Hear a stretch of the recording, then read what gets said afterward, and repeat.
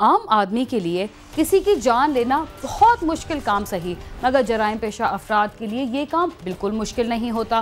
पहली दफ़ा किसी को कत्ल करते हुए उनके हाथ ज़रूर कांपते होंगे, मगर उसके बाद तो इंसानों को गाय भेड़ की तरह ज़िबा करते वक्त ना तो उनके हाथ कांपते हैं और ना ही दिल में कोई खौफ रहता है। खौफ की इस कमी की सबसे बड़ी वजह पुलिस की गैर तसल्ली बख्श कारकर्दगी भी तो होती है, जो जराइम की दुनिया में मुल्जिमान को बगैर किसी डर के रोज़ाना पहले से कई कदम आगे बढ़ा देती है।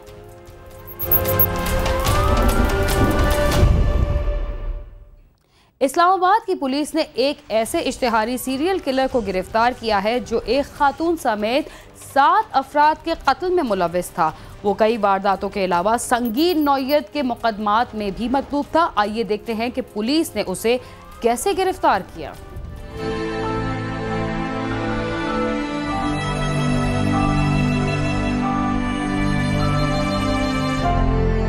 इस्लामाबाद पुलिस ने पकड़ा एक इश्तिहारी सीरियल किलर। खूंखार दरिंदा नुमा इंसान एक खातून समेत 7 अफराद के कत्ल के अलावा डकैतियों और राहजनी की कई वारदातों में भी मुलव्विस है। कातिल हर वारदात में नया असलहा इस्तेमाल किया करता था। इसका नाम अमजद है और जब मैंने यहाँ पे चार्ज लिया और पुराने जो रिकॉर्ड याफ्ता लोगों को निकाला गया तो उसमें मेरे सामने ये नाम आया, जिसमें मैंने देखा कि 7 कत्ल की वारदातों में ये मतलूब था। इसके अलावा ये बहुत सी राहजनी की वारदातों में, रोड के ऊपर स्नैचिंग, मोबाइल स्नैचिंग करना, पैसे छीन लेना, और इसके अलावा कई डकैतियों में भी ये रिकॉर्ड है। 2010 से ये बंदा भागा हुआ था। मोबाइल के थ्रू जो हम इसकी इंफॉर्मेशन ले सकते थे वो हमने पहले इंफॉर्मेशन ली, और जब इसका हमें वेयर अबाउट्स क्लियर हुई तो हमने अपनी टीम के साथ इसको रेड किया और इसको पकड़ा। मुबैना कातिल अमजद मामूली बातों पर लोगों को कत्ल कर दिया करता था। हर एक अलग अलग केस है जिसमें एक औरत का भी मर्डर शामिल है। इसके अलावा एक बंदे को सिर्फ इस चीज़ पे मार दिया गया कि ये उसके घर के आगे मोटरसाइकिल खड़ा किया होता, बंदे ने मना किया कि मेरे घर के आगे मोटरसाइकिल ना खड़ा करो, जिस पे उसको शूट डाउन कर दिया। सिग्नेचर इसका यही रहा है कि हर कत्ल में ये नया वेपन इस्तेमाल करता है। अभी तक 4 कत्ल की वारदातें इस पे कंप्लीट हो चुकी हैं, साबित हो चुकी हैं वो चीज़ें कि जी इसने कत्ल किया और ख़ुद ये इसने अपना 164 दे दिया। अमजद ने 6 बच्चों के बाप गिलगित बल्तिस्तान से ताल्लुक रखने वाले पुलिस एहलकार सईद आलम को भी मामूली रंजिश पर बेदर्दी से कत्ल कर दिया। वो रफाकत साहब जो था अभी जो अंदर है हवलाट में, उसने भाई को कहा यहाँ से आप हमें सिखा रहे हैं, कहकर उसने चपट मारे चेहरे पे। रफाकत ने अमजद को कहा फायर मारो, अमजद ने फायर मारा।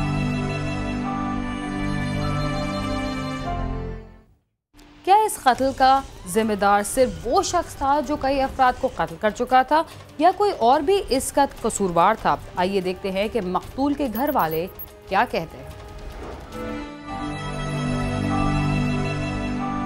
मकतूल पुलिस एहलकार के लवाहिकीन, हुकूमती नुमाइंदों और अरबाब इख्तियार के अलावा सईद आलम के पेटी भाइयों की बेहिसी का गिला करते नजर आते हैं। गिलगित बल्तिस्तान की पुलिस की तरफ से हमें कोई इमदाद नहीं मिली और न किसी ने हमारे से पूछे हैं कि इसके बारे में कि भाई क्या हुआ क्या नहीं हुआ। ये छोटे बच्चों को देखे जाएं, इनकी जो ना कि रखवाली के लिए कोई बंदा नहीं है इस वक्त दौर में, मतलब महंगाई के दौर में हम अपने बच्चों को खाना नहीं दे सकते, तो इनको कैसे हम खिला पिला सकते हैं? इन बच्चों को भी तरफ देखें और हमारा अर्ज भी सुने। मरहूम सईद आलम का 10 साला बेटा पढ़ना चाहता है, लेकिन उसके अजीजो अकारिब उसकी पढ़ाई के अखराजात बर्दाश्त नहीं कर सकते। दरिंदा सिर्फ कातिल के जुल्म का शिकार मकतूल रफीक का मेहनत कश भाई आज भी रफीक के सफाकाना कत्ल को याद करके जज्बाती हो जाता है। इब्राहिम भी पुलिस की खुली करप्शन और नाकस कारकर्दगी का रोना रोता है। मुझे अपने भाई की जब याद आती है तो मैं खाना खाना छोड़ देता हूँ। जिस तरीके से मैंने अपने भाई को देखा, इस तरह पड़ा हुआ था कि बिल्कुल लावारिस। मकतूल रफीक की बेटी अरबाब इख्तियार से इंसाफ की मुत्तकाजी है। गवर्नमेंट आज़म से हमारी यही अपील है कि हमें इंसाफ मिले, हमारे अब्बू का जो कातिल है उसको सजा मिले। अमजद और उसके साथियों की दरिंदगी का निशाना बनने वाली 26 साला उज़मा के लवाहिकीन पर सुलह के लिए शदीद दबाव है। उज़मा को इज्तमाई ज्यादती का निशाना बनाने के बाद सड़क किनारे फेंक दिया गया था। उनका कहना है कि कातिल के बाकी साथियों को भी गिरफ्तार किया जाए। हमारे पास तकरीबन 3 दिन हमारे घर में कोई 70-80 लोग बमै असला आते रहे। ये हमारे इसी घर में, और हमें प्रेशराइज भी समझ ले करते रहे कि राजीनामा करें, ये बंदा नहीं है मुलव्वस इस चीज़ में। हम ये चाहते हैं कि सारे बंदों को गिरफ्तार करें। उज़मा की माँ किस हाल में है, उसका क्या कहना है और पुलिस वाले उससे क्या तकाजा कर रहे हैं, आइए देखते हैं। उसकी बेगुनाह बेटी को बेदर्दी से कत्ल करने के बाद फेंक दिया गया था। पुलिस वाले दुखी खानदान की मदद करने की बजाय सुलह करने के लिए कहते रहे। जो तफ्तीशी कैम अली शाह कहता है कि मुझे जो है उसका इन्होंने आज दिन तक जिक्र ही नहीं किया पुलिस वालों ने। वो कहता है कि मुझे ताजिक होकर राजीनामे का 3 करोड़ रुपया दे रहा है। तो मैंने उसे आगे जवाब दिया, मैंने कहा हम तो बहुत गरीब लोग हैं, हमारा किराए पे घर है, बच्चे मजदूरी करते हैं तो हमारे घर का चूल्हा जलता है और पेट पालते हैं बच्चों का। तो मैंने कहा हम तो 1000 रुपया भी आपको नहीं दे सकते। तो मैं अपील करूंगी वज़ीर आज़म साहब से, और मैं वज़ीर दाखिला साहब से भी अपील करूंगी। मुबैना सफ़ाक कातिल अमजद को पकड़ना इस्लामाबाद पुलिस की कामयाबी है। ये दरिंदा कई बरस तक इस्लामाबाद में मौजूद रहकर वारदातें करता रहा और हर वारदात में नया असलहा इस्तेमाल करता रहा। सवाल ये है कि इस्लामाबाद में मौजूद इंसानियत सोज वारदातों में इस्तेमाल होने वाले इस गैर कानूनी असलहे की फरावानी को कौन और कब रोकेगा। कैमरामैन नदीम शेख के साथ अली इमरान, समा, इस्लामाबाद। बेगुनाह अफराद को कत्ल करने वाले सिर्फ एक शहर में नहीं बल्कि हमारे मुल्क के कोने कोने में मौजूद हैं। क्राइम सीन में वक्त हुआ एक मुख्तसर से वक्फे का, आप समा के साथ ही रहिए।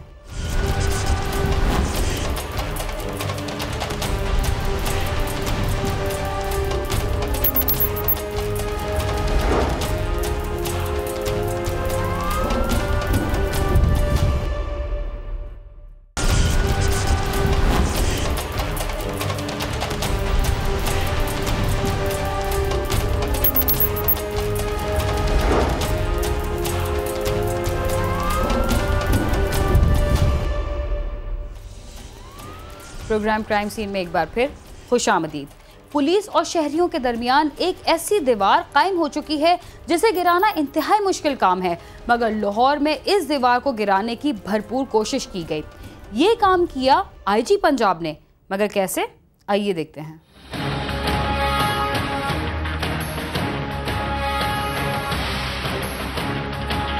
आईजी पंजाब मुश्ताक सुखेरा ने मीडिया ब्रीफिंग में बताया कि आमतौर पर शहरियों को पुलिस के रवैये के अलावा मुकदमात का बरवक्त इंदराज ना होना, तफ्तीश का सही ना होना और रिश्वत की शिकायत हैं। ऐसी शिकायत को दूर करने के लिए लाहौर के 10 थानों में कंप्यूटराइज्ड हैंडलिंग सेंटर कायम किए गए हैं, जिनका मकसद थाना कल्चर को तब्दील करना और शहरियों की शिकायत को दूर करना है। आम शहरी की हैसियत से अब किसी को भी आप पूछें, बल्कि आपसे भी अगर मैं पूछूं कि आपको पुलिस से क्या कंप्लेंट्स हैं, सबसे पहली कंप्लेंट जो पुलिस से है वो थी रूड एंड इनडिफरेंट बिहेवियर, कि जी थाने में जो रवैया होता है वो बड़ा रूड होगा, इनडिफरेंट होगा, कि बंदा को जाएगा उसकी बात नहीं सुनेंगे, उसको सही तरीके से नहीं बात सुनेंगे और उसको बदतमीज़ी से पेश आएंगे, इखलाक से दूर से भी वास्ता नहीं होगा। ये जनरल कंप्लेंट सुनने में आती है। आईजी पंजाब का कहना है कि शहरियों की शिकायत सुनने के लिए मौजूदा पुलिस एहलकारों की बजाय नए मुलाजमिन भर्ती किए गए हैं, जो कि यूनिफॉर्म में नहीं होंगे। वो थाने आने वाले हर शहरी की शिकायत को कंप्यूटर में दर्ज करेंगे, जिस पर फौरी कार्रवाई का आगाज हो जाएगा और जल्द से जल्द शिकायत का अजाला किया जाएगा।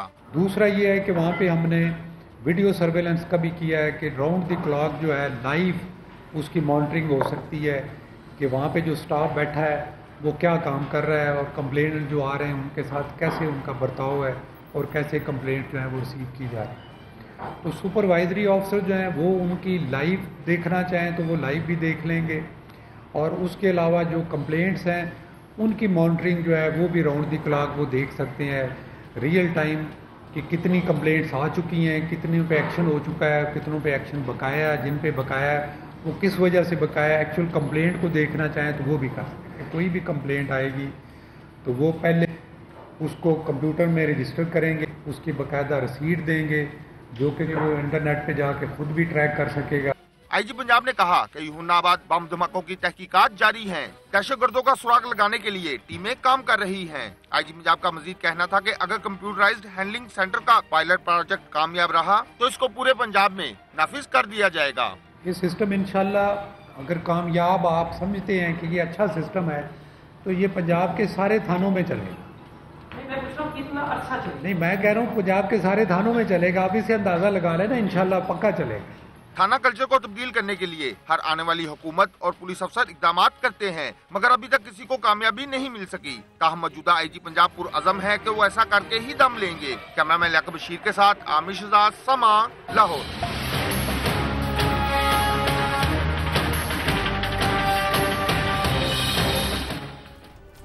कातिल कानून से बचकर कहाँ जा सकता है? अगर वो कानून से बच भी जाए तब भी वो कोई ऐसा जुर्म ज़रूर सरजद कर देता है जिससे वो पुलिस की पकड़ में आए।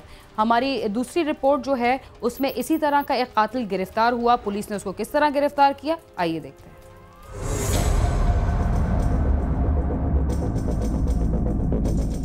आपने ये तो सुना होगा कि लोग रोजी रोटी के लिए एक शहर से दूसरे शहर जाते हैं, यहाँ तक कि वो अपने खानदान को छोड़कर दूसरे मुल्कों तक भी चले जाते हैं। मगर आज हम आपको एक ऐसे शख्स से मिलवाते हैं जो पड़ोसी मुल्क से ठट्टा आया। उसका नाम ईद गुल है। यह जंगल में लकड़ियां काटता था। ईद गुल ने बताया कि उसने सन 2000 में सईदू नामी खातून से शादी की थी।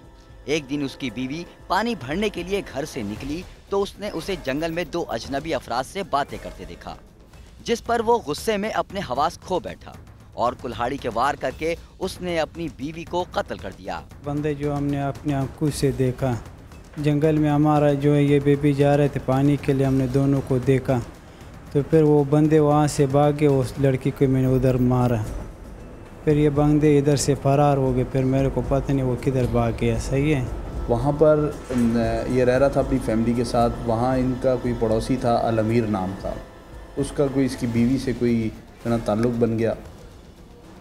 जब इनको पता चला तो इसने अपनी बीवी को जो है वो कुल्हाड़ियों के वार से मतलब वहाँ हलाक कर दिया। मुल्जिम का कहना है कि गांव में जिरगे के दौरान ये फैसला हुआ था कि उन दो अफराद को भी कत्ल करना है, लेकिन मकतूला से मिलने वाला शख्स मौके से फरार हो गया था। फिर उनके बाद जो है हम चला गए, बीबी को उधर छोड़ दिया। फिर बीबी जो है लाया अस्पताल पे वफात हो गए। उनका बाद फिर पे हमारा बड़ों का जरगे हो गया कि ये जो है हमारा मुसलमानी में ये वसूल है, जो दो बंदे होएगा उनको कत्ल करेंगे। सही है। पुलिस का कहना है कि मुल्जिम गैर मुल्की बाशिंदा है और लकड़ियां काटने का काम करता है। मुल्जिम ईद गुल जब ठट्टा में रिहाइश पजीर था तो इस दौरान उसकी बीवी का अपने पड़ोसी अलमीर नामी शख्स से ताल्लुक कायम हो गया था। जब मुल्जिम ने अपनी बीवी को कत्ल किया तो अलमीर वहां से घर छोड़कर भाग गया था। उसके बाद वो वहाँ से मिस हो गया, क्योंकि उसे जब ये मालूम हुआ कि इन्होंने अपनी लड़की मार दी है, औरत जो है, उसके बाद वो वहाँ से फ़रार होने के बाद वो कहीं आकर हब के इलाके में छुप गया।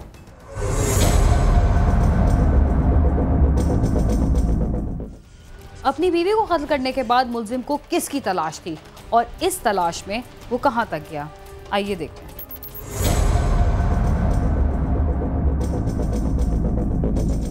पुलिस का कहना है कि मुल्जिम अपनी बीवी को कत्ल करने के बाद उसके आशना की तलाश में लग गया। पहले कराची आया, जहां से उसे पता चला कि अलमीर हब चौकी में रिहाइश पजीर है, जिसके बाद मुल्जिम हब चौकी चला गया और अलमीर के घर में घुसकर उसे भी कत्ल कर दिया, जिसके बाद उसकी बीवी को धमकी दी कि तुम इस कत्ल के बारे में किसी को कुछ नहीं बताओगी। वहाँ पर इन्होंने उसको मतलब ये जो मुल्जिम है ईद गुल, इसने जाकर बाकायदा उसके घर में जाकर उसको हिट किया और उसकी वहाँ बीवी भी मौजूद थी। उसकी बीवी को इसने ये कहता है थ्रेट किया कि आपने अगर ये बताया कि इसने ख़ुदकुशी, मतलब आपने लोगों को ये कहना है कि इससे ख़ुदकुशी की, इसे ख़ुदकुशी का रंग दे दिया। मतलब ये अगर बताया कि मैंने मारा है तो मैं आपका भी यही हाल करूँगा।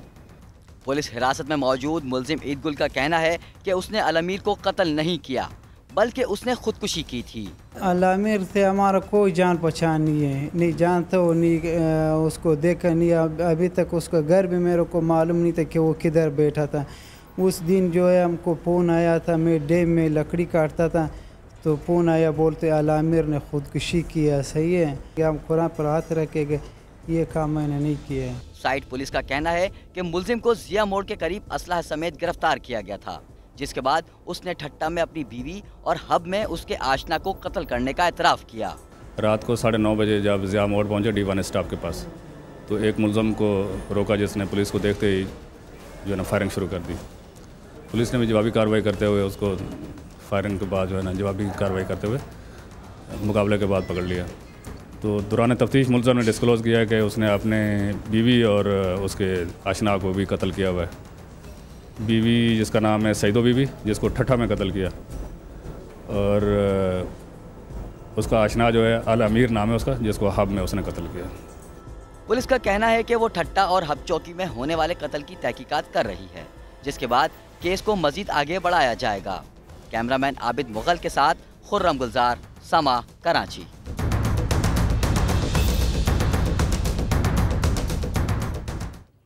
गैरत के नाम पर अपनी बीवी और फिर दूसरों को कत्ल करने वाला कई बरस बाद भी कानून की गिरफ्त से नहीं बच सका और आखिरकार अपने अंजाम को पहुंच गया। इसके साथ ही क्राइम सीन अपने इख्तिताम को पहुंचता है। अगर आप हमसे रब्ता करना चाहते हैं तो हमारा पता है cs@sama.tv। इसके अलावा फेसबुक और ट्विटर पर भी हमसे रब्ता कर सकते हैं। बीरा खान और क्राइम सीन की टीम को इजाज़त दीजिए और देखते रहिए समा।